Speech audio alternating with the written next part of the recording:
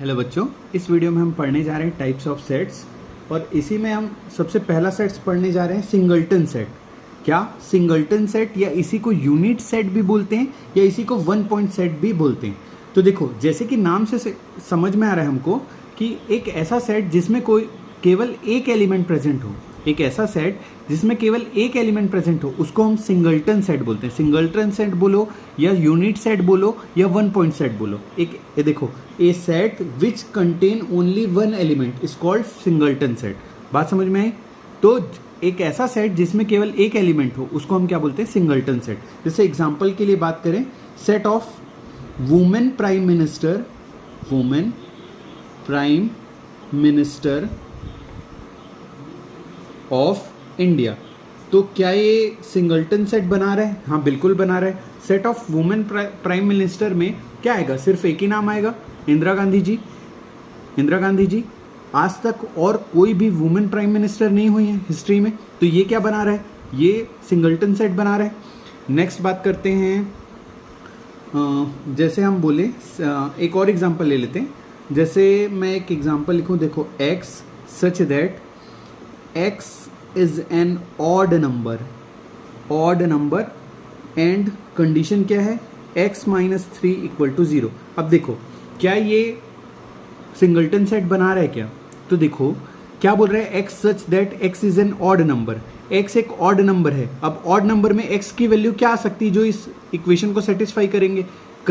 तो x = अगर हम 3 पुट करें तो यहाँ क्या आ जाएगा? x = 3 पुट करेंगे तो ये सेटिस्फाई कर रहा है। इसका मतलब यहाँ सिर्फ एक एलिमेंट आया, वो क्या है? 3।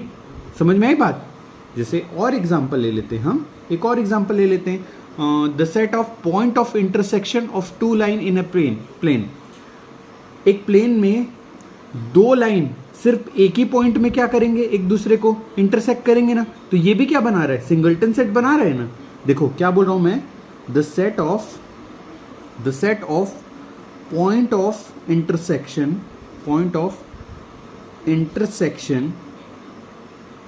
of two line in a plane। तो हम जान रहे हैं कि एक प्लेन में 2 लाइन सिर्फ एक पॉइंट में इंटरसेक्ट करेंगे। तो ये क्या है? सिंगल्टन सेट ही हुआ ना, सिर्फ एक पॉइंट में कर रहे हैं। बात समझ में आ रही ना? तो ये थे examples of singleton set. Next बात करते हैं हम लोग एम्प्टी सेट। देखो, जैसे कि नाम से समझ में आ रहा है, एक सेट जिसमें एक भी एलिमेंट प्रेजेंट ना हो, एक सेट जिसमें कोई भी एलिमेंट प्रेजेंट ना हो, उस सेट को हम बोलेंगे एम्प्टी सेट। समझ में आई बात? उस सेट को हम क्या बोलेंगे? एम्प्टी सेट बोलेंगे। A set which does not contain any element is called singleton set. तो देखो, जिस सेट में भी कोई भी एलिमेंट नहीं होते ना, उसको हम फाई से डिनोट करते हैं। देखो, फाई का मतलब क्या होता है? फाई का मतलब होता है एक ऐसा सेट जिसमें कोई भी एलिमेंट नहीं है। तो फाई डिनोट करता है एम्प्टी सेट को। बात समझ में आई? समझ में आया? जैसे मैं एक एग्जांपल ले लेता हूँ और सेट बिल्डर फॉर्म में एक एग्जांपल ले लेते हैं। देखो, x सच दैट x² = 4 और कंडीशन क्या है? x is an odd number।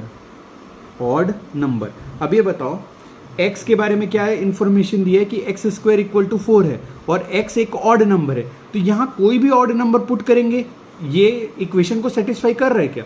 यहाँ मैं 1 पुट करूंगा, 3 पुट करूंगा, 5 पुट करूंगा, तो x अगर ऑड नंबर है तो इस इक्वेशन को सेटिस्फाई करेगा?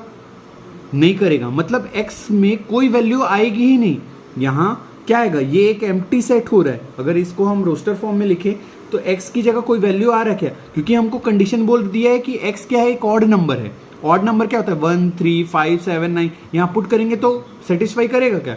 सिर्फ 2 और -2 कर सकता है। यहाँ 2 पुट करेंगे तो भी सेटिस्फाई करेगा और -2 पुट करेंगे तो भी सेटिस्फाई करेगा इक्वेशन को। लेकिन यहाँ बोले कि x इवन नंबर नहीं हो सकता क्योंकि x क्या है? ऑड नंबर है। तो यहाँ कोई एलिमेंट आएगा क्या? नहीं आएगा। तो ये क्या बना? एम्प्टी सेट बना। जैसे एक और एग्जाम्पल ले लेते हैं, हम एक सेट बना लेते हैं, x such that x not equal to x। अब यहाँ मैं कोई भी वैल्यू पुट करूँ, अगर मैं यहाँ 1 पुट करूँगा तो 1 के इक्वल तो होगा ही ना। नॉट इक्वल कैसे हो सकता है? हम कंडीशन ही देखो, यहाँ x = अगर मैं 1 पुट किया तो 1 not equal to 1, 1 equal to होगा तो 1 नहीं पुट कर सकते, 2 नहीं पुट कर सकते, तो यहाँ कोई नंबर ही नहीं आ सकता। तो ये भी क्या बना? एक एम्प्टी सेट बना। तो समझ में आ रही ना बात, समझ गए, क्लियर? देखो एक बार, कई बार ऐसा होता है कि हम जान रहे हैं कि फाइव क्या है, एक एम्प्टी सेट है। ये क्या है? एम्प्टी सेट, समझ रहे हो, एम्प्टी सेट। लेकिन कई बार ऐसा भी लिखा हुआ आता है, क्या ये एम्प्टी सेट है क्या? तो ये एम्प्टी सेट नहीं है। क्यों नहीं है? क्योंकि इस एक सेट है जिसके अंदर जीरो करके कोई एलिमेंट प्रेजेंट है, तो कुछ तो एलिमेंट प्रेजेंट है ना, भले जीरो ही क्यों ना हो। तो ये क्या है? एम्प्टी सेट नहीं है। बात समझ में आई? एक बात और, एम्प्टी सेट को ही हम क्या बोलते हैं? एम्प्टी सेट को ही नल सेट भी बोलते हैं। एक बात हमेशा याद रखना, एम्प्टी सेट को का और क्या नाम है? Null set. नल सेट इसी को बोलते हैं, या इसी को वॉइड सेट भी बोलते हैं, एम्प्टी सेट को ही। क्लियर हुआ बात? एक ऐसा सेट जिसके अंदर कोई एलिमेंट प्रेजेंट ना हो, तो उस सेट को हम एम्प्टी सेट बोलते हैं, या नल सेट बोलते हैं, या वॉइड सेट बोलते हैं। बात समझ में आई? अब नेक्स्ट में चलते हैं। नेक्स्ट टाइप ऑफ सेट है फाइनाइट सेट। जैसे कि नाम से समझ में आ रहा है, फाइनाइट का मतलब होता है fix number of set, fix ना। तो एक ऐसा सेट जिसमें definite number of element present हो, उनको हम फाइनाइट सेट बोलते हैं। क्या? एक ऐसा सेट जिसमें फाइनाइट नंबर ऑफ एलिमेंट हो, मतलब फिक्स नंबर ऑफ एलिमेंट हो, उसको हम क्या बोलते हैं? फाइनाइट सेट बोलते हैं। जैसे एक सेट ले लेते हैं जिसके अंदर एलिमेंट है A, E, I, O, U, set of all vowels in English alphabet. तो ये क्या है? फाइनाइट सेट है, क्योंकि इसके अंदर fixed number of element present है। समझ में आया?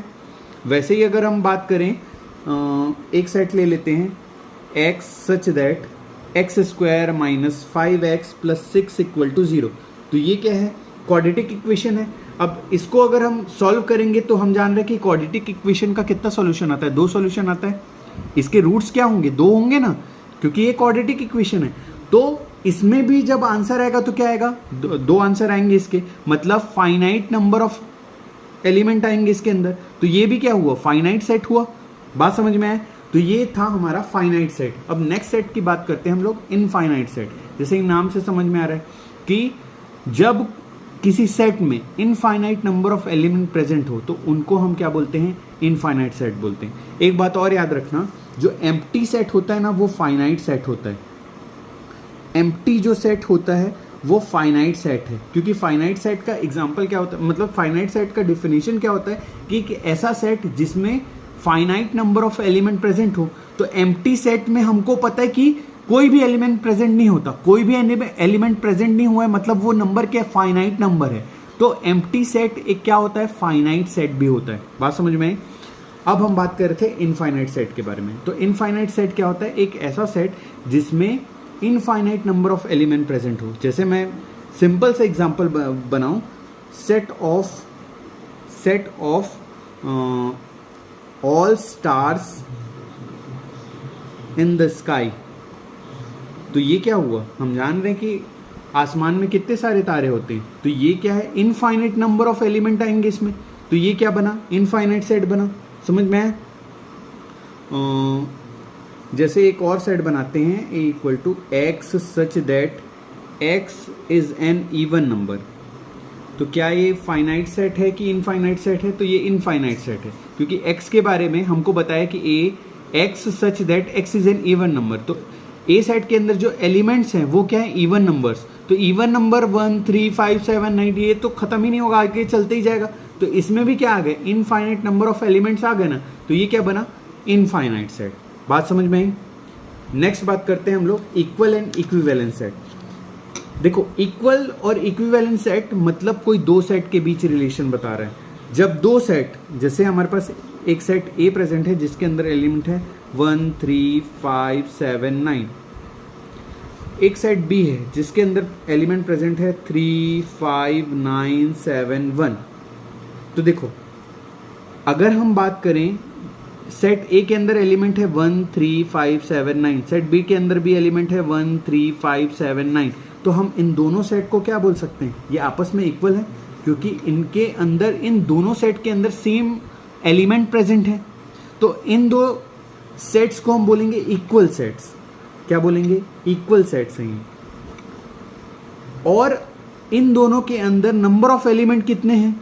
नंबर ऑफ एलिमेंट की बात करूं तो 1, 2, 3, 4, 5 एलिमेंट प्रेजेंट है सेट ए में। सेट बी में कितने नंबर ऑफ एलिमेंट प्रेजेंट है, 1 2 3 4 5, इसमें भी 5। नंबर ऑफ ए कितना है, 5, और यहाँ नंबर ऑफ बी कितना है, 5। दोनों में सेम नंबर ऑफ एलिमेंट है, तो ये दोनों सेट्स आपस में इक्विवेलेंट सेट भी हैं। समझ में आया? जब दो सेट्स के अंदर सेम नंबर ऑफ एलिमेंट हो और एलिमेंट भी सेम हो तो उसको हम इक्वल सेट बोलते हैं। सेम एलिमेंट प्रेजेंट है तो इक्वल सेट है। अगर दो सेट्स के अंदर नंबर ऑफ एलिमेंट सेम है तो उसको इक्विवेलेंट सेट बोलते हैं। जैसे मैं एक और बनाया, एक सेट ए है जिसके अंदर, ये तो इक्वल सेट होगा ना, set A and B are equal sets, equal sets, ये इक्विवेलेंट सेट्स भी हैं। मैं एक और एग्जांपल से इक्विवेलेंट सेट को बताता हूँ। जैसे एक सेट ए है जिसके अंदर एलिमेंट है A B C D E, एक दूसरा सेट बी है जिसके अंदर एलिमेंट है 1 2 3 4 5। अब देखो, सेट ए के अंदर नंबर ऑफ एलिमेंट कितने हैं, नंबर ऑफ एलिमेंट है 5। सेट बी के अंदर नंबर ऑफ एलिमेंट कितने हैं, 5। तो सेट ए और बी क्या होंगे, इक्विवेलेंट सेट होंगे। समझ में आई बात? ये दोनों सेट्स क्या हैं, इक्विवेलेंट सेट हैं। इक्वल सेट्स जब हम बोलते हैं तो सेम एलिमेंट प्रेजेंट होने चाहिए दोनों सेट्स में, तब हम उनको बोलेंगे इक्वल सेट्स। अब जब दो सेट्स के अंदर नंबर ऑफ एलिमेंट अगर सेम है तो उनको हम क्या बोलेंगे, इक्विवेलेंट सेट। तो यहां बोलेंगे set A and B are equivalent, equivalent set. समझ में आया बात?